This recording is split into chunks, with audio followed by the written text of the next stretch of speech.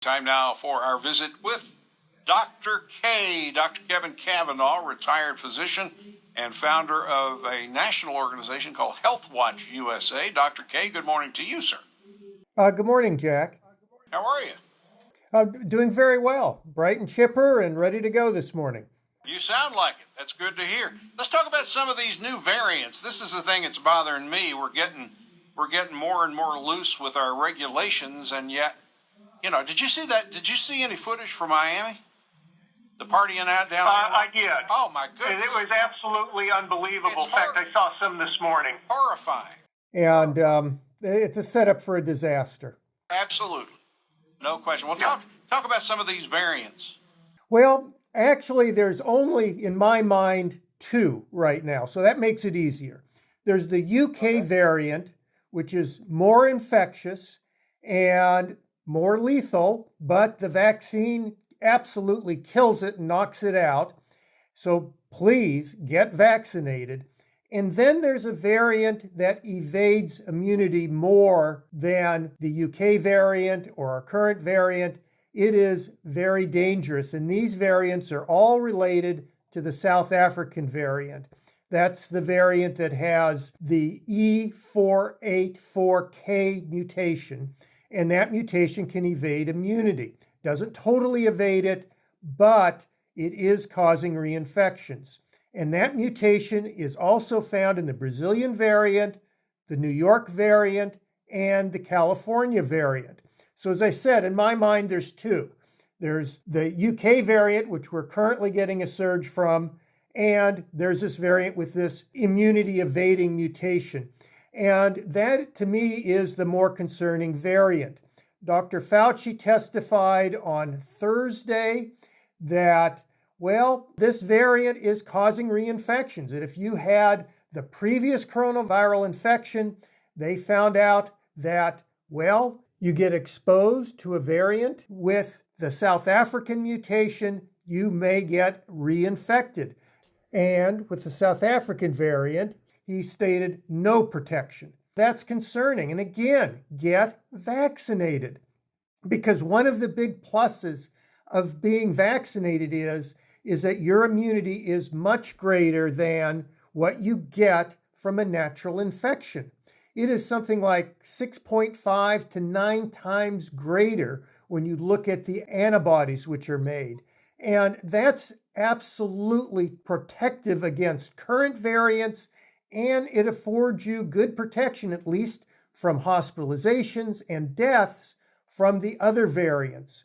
But if we only have half of our country wanting to get the vaccine, and we now have a variant that can cause reinfections, and it is more lethal and 50% more transmissible, we're really no better off than last year. You add to that what's going on in Florida, we've got a dangerous situation. And don't go thinking that, well, the South African variant, we only have very few cases here. That's true, but remember that same mutation is in the California variant and in the New York variant. And both of those states have either had extremely high cases, or in the case of New York, they've plateaued at a very high level. And if you can remember from last year, we would have multiple callers saying, well, California's had so many cases, they've achieved herd immunity.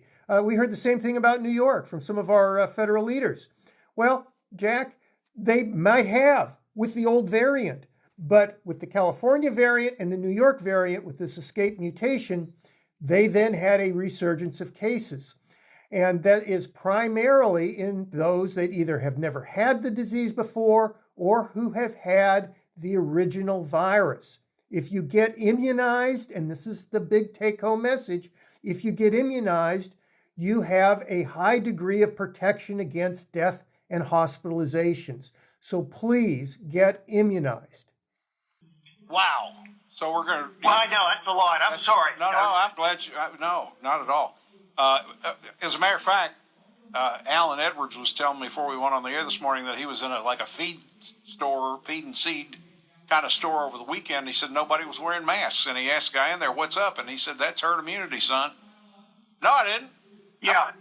It's crazy. I mean, these are biological systems. The virus mutates. We get immune, it mutates. We get immune again, it mutates.